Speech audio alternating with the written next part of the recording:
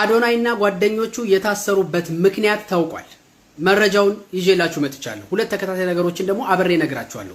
ትላንት እንደነገርኳችሁ የስራቸው የመጀመሪያው መንስኤ አብይ አህመድ ትኩረት በህብረተሰቡ ዘንድ አጥቻለሁ ማለትን ተከትሎ ነው። ለዛ ማስረጃ የሚሆነው አንድ ነገር ነው። የቲክታክ ክሬቲቭ አዋርድ ዕለት በዛው በተመሳሳይ ሰዓት አብይ አህመድ በተለያዩ የመንግስት ሚዲያዎች ላይ ላይቭ ንግግር እያደረገ ነበር። በአርቲስት ቲቪ ደግሞ የቲክታክ ክሬቲቭ አዋርድ ላይቭ እየተላለፈ ነበር። ሁለቱንም ለማመሳሰል እናምጣቸው። ይሄ የአርቲስት ቲቪ ላይ አዶናይ ሲሸለም የነበረበት ጊዜ ነው። በቀጥታ ስርጭት 39000 ሰው የሚሞላ ሰው በቀጥታ ይመለከት ነበር። ኢቲቪ ላይ በተመሳሳይ ሰዓት አብይ አህመድን የሚከታተለው ሰው ብዛቱን አያችሁት? አንድ ሰው። ያም ተሳስቶ መሆን መቻል አለበት። ካድሬዎቹ እንኳን የማያምኑት የማያዳምጡት ሰው ነው አብይ አህመድ። ከ3 ሚሊዮን በላይ ከ4 ሚሊዮን በላይ ካድሬ ያለኝ ይላል ብልጽግና። ካድሬዎቹ እንኳን ላይቭ ቁጭ ብለው አይከታተሉት። ሁሉም የቲክታክ ክሬቲቭ አዋርድ ላይ ስለነበሩ ማለት ነው። ትኩረት ስለተነፈገው ብቻ በህብረተሰቡ ዘንድ በክፉ በደግም መነሳት የሚፈልግ መንግስት እነዚህን ልጆች አስሯቸዋል።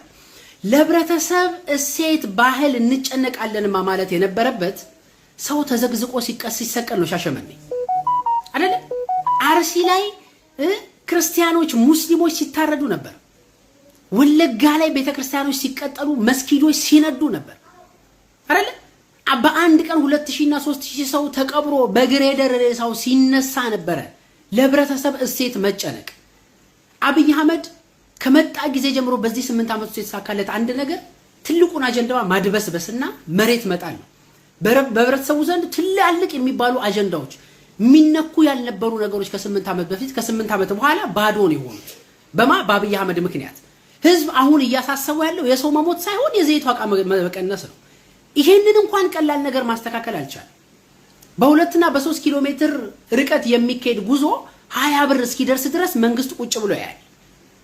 ዘሪቨርስ ደግሞ ህዝብ ያሳስበዋል ብሎ የሚያምነው ያንዲት ነጠላ ልጅ የሆነ ቲክቶክ ክሬቲቭ አዋርድ ለብሳ ሄደችው ምናምን ልብስ የህብረተሰብን እሴት ይንዳል ይላል። ህዝብ እኮ እንደ ህዝብ ባዶ ሲቀር ድረስ እኮ ተጣልቷል። ኢትዮጵያ ውስጥ አንድ የሚያደርግ ትርክት እስኪጠፋ ድረስ በአንድ ባንዲራ እስከማንስማማ ድረስ ህዝብ እሴቱን አጥቶ ባዶ ቀርቷል። አብይ ግን የሚያወራው አሁንም ተራ ልወደድ ባይነት። ለዛውም እነዚህ ልጆች ነገ ከእስር ቤት ሲወጡ አብይ አህመድን ይቅርታ ጠይቆት ነው የሚወጡት።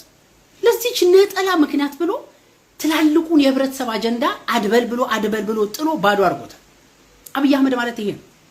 ነገም ነቅተህ እስካልተከላከልከው ድረስ ህዝብ መብቴ ይከበርልኝ ብሎ አደባባይ እስካልወጣ ድረስ በጫካ ያሉት ወገኖቹን ደግፎ እስካልተነሳ ድረስ አብይ አህመድ በዚህ መልኩ አርቲስትነቱን ይቀጥላል።